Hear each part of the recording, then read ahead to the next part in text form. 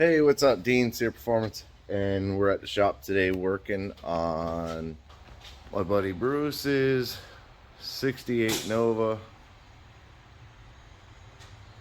Well, technically these are Chevy 2s,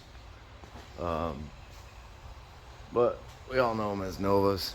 And this is a car he just picked up that has had a ton of work done to it. So he did a big block. You can't really see it, but it has a big block in it. 4-speed, I believe it's an M21. It might be an M22, but I believe it's an M21. I'm not sure. Kind of looks like a Saginaw. But anyways, and he brought it down because we are doing a rear shock relocation kit. So it comes with the lower perches. You replace the original leaf spring perch, basically not the perch, but the plate, the leaf spring plate. You replace the plate with that, and what it does is, like on the passenger side, so I already pulled the shocks off, but I had these crappy air shocks on it. But on the passenger side, the shock sits in front of the axle, shock toward the outboard of the spring, and then up into the body up there. It's hard to see, I don't have a light here, but yeah, the light's on the table. See if there we go. So it sits like this and then up into the body. So it's out here and then up into the body. So if you want to do a wider tire, the issue is it runs into the shock before it runs into the body. So I already got both shocks off. I got the shock off the driver's side. Also on the passenger side, the bracket will, like this, relocate the spring to the back side of the axle, or the shock to the back side of the axle. So it gives it more wheel space, because if you look, the leaf spring's basically lined up with the body, the inner body. It's pretty close, so you can get a deeper offset wheel. You can get a much wider wheel up into the wheel well. So like I said, I've already started pulling the shock apart, or pulling it apart. I got the shocks off of it. I'm gonna raise it up, get the stands under it, get these bottom plates off, get the new bottom plates on, so that I can position where the shocks are gonna go. We got to get different shocks, because the way these bolt in, they have the double bolt at the top, and this kit uses these brackets here that go on the frame rail under here. They go on the frame rail like this, and then that square bar there bolts into there, that tab right here, that bolt hole bolts in there all the way across the car. And then your shock has this style, like the stem style hole in it. So I'm gonna go ahead and I'm gonna get the bottom brackets on, and then I might use the other shock just to kind of mock up the angle, because it's supposed to be, you take this bump stop off from under here, and there's two bolt holes that this plate bolts into. These two bolt holes are supposed to bolt into that, but for some reason this car doesn't have the two bolt holes for the bump stop. So I'm going to get this bump stop off, the other one off, and then go from there as far as where to position it. I believe it goes here. It makes sense that that bracket would bolt here, not down here. But this car has had a ton of work done to it, It has new quarter panels, new fenders, completely new floor pans all the way for probably 90% of it. The tunnel wasn't replaced, but the floor pans are completely new under this car, and it's got frame connectors. So there's been a ton of work done to the car, and we just need to finish up little details, like mounting the brake line. See, there's 2 holes there, so it gets a tab that this brake line will clip into up there. These kind of push forward, but there's no bolt hole. Yeah, there's no bolt hole for it. That's kind of weird, but it's all nice. New wheel cylinders. I mean, it does have drum in the rear. It has disc in the front. This side was completely replaced. Like, he did all the inner panels. I mean, everything was done on this car. So, and the work was done good, which is a huge bonus because you don't find that a lot. So yeah, I'm gonna get back to it. No, it is a gas cap. Okay. I thought that was a rubber cap, but it isn't actually. Not much of a gas cap. Well, maybe I'll pick up a gas cap for him. But all new trunk pans. Exhaust is good. It fits good. We'll have to see with his other tire. He's got deeper rims, so we'll have to see if these exhaust pipes, if they bump. We might have to move the hanger on it, you know, to somewhere over here, so it's on the inner side. But depending on where the bar is and everything, we might be able to hang it off the bar. We'll have to see. But I'm gonna get and then I will come back. All right, so back, and like before, and I already got all the shocks off and everything. So I went ahead and I put the lower pads on to relocate the shock. On the passenger side, the shock is forward outbound, so now this moves it inbound rearward. Same with the driver's side. I believe the shock was, yeah, it was outboard of the leaf spring and ran up into that pocket there. And they had these spacers on it to kind of raise the back end up, then air shocks on top of it. A little bit weird, but maybe the air shocks were too short. So I got those bolted up. Not an issue there. Found a little bit of a leak on the diff cover, so I went ahead and tightened up the bolts. They were extremely loose. I don't see any sealant. I don't use gaskets on these. You can see there's a gasket right there. I don't use a gasket. I use just, oh, the drain plug's leaking too.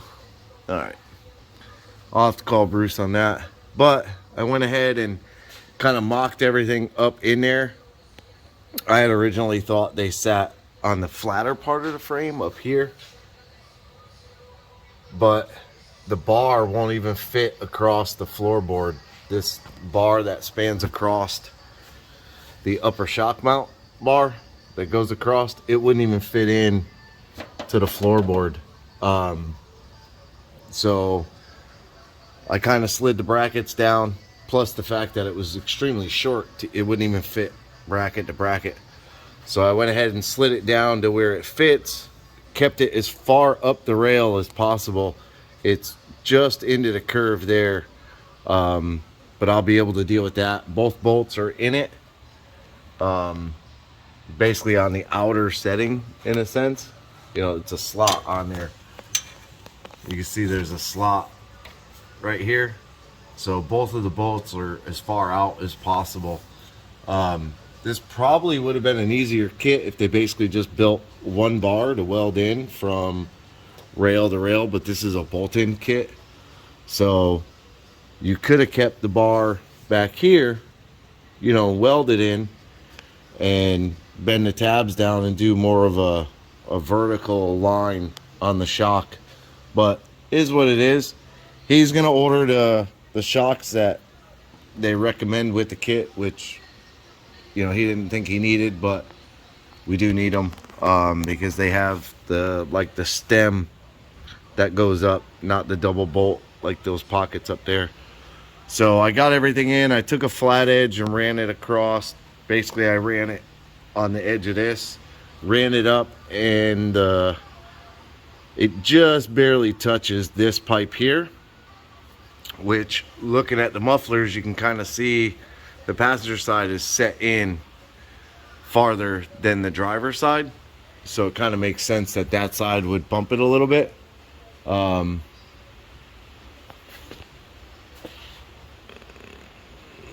are, oh, that's kind of weird. Okay, so you see this is TIG welded here for the inlet of the muffler, like the piece.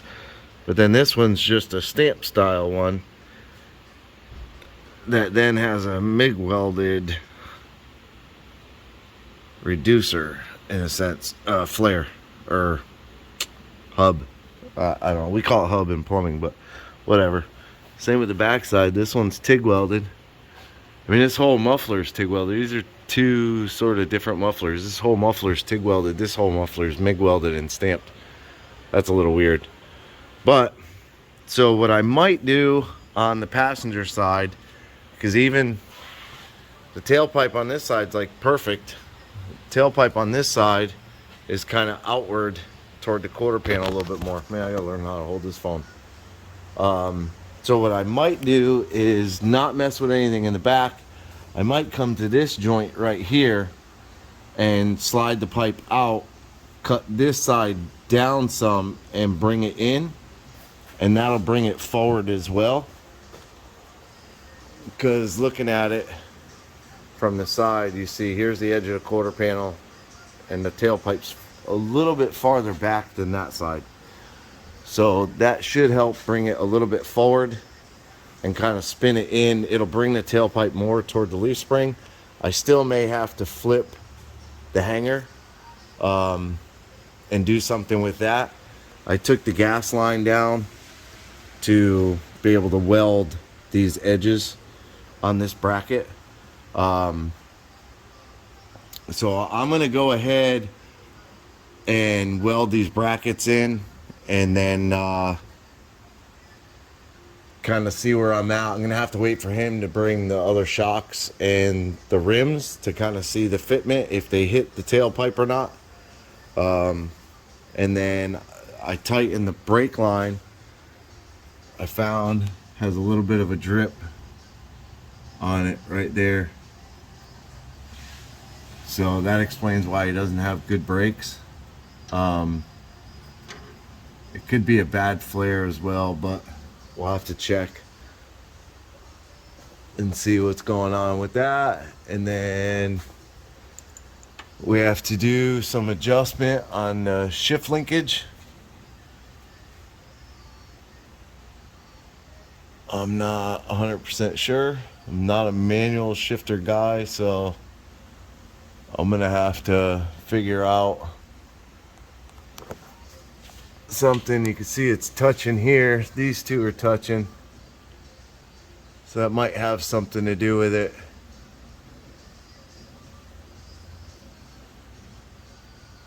Not quite sure, but we'll have to look into that, see what's going on there.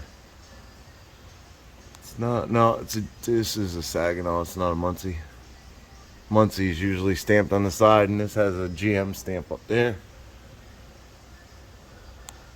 So, a couple of things I found when he was here. His battery cable, you could see is sitting almost on the header, and then he's got one spark plug wire, that one right there, that has a little bit of a touch on it. For some reason they're all turned down. I don't know why the boots are turned down, but yeah, we'll get it sorted. So I'm gonna work getting these tacked in. I might probably just go ahead and fully weld them in, and then we'll come right back. Okay, light over here. So welded the entire outside of the bracket, and then then underneath welded it, and then across the top, and then I went up the side as much as I could, well down actually, but as much as I could on the back. But the front has, you know, where it goes all the way up to the top, so that's fully welded on that side. Same with this one, fully welded all the way down under. Again, as much as I could coming down that side of the tab. I can't really get on top of the thing, I can't see anything, so I'd end up probably blowing a giant hole in the frame and then all the way down. So I'm gonna let those cool down and shoot a little bit of black paint on it because they're powder coated originally. And then I'm gonna call him and ask him, probably just end up bolting that in how it is. It shouldn't really be an issue, but may end up going ahead and kind of grinding the edge off here and sort of putting a little weld on that side, and maybe underneath in the back there put a little weld on it. But I'll call him and ask him what he wants to do with that.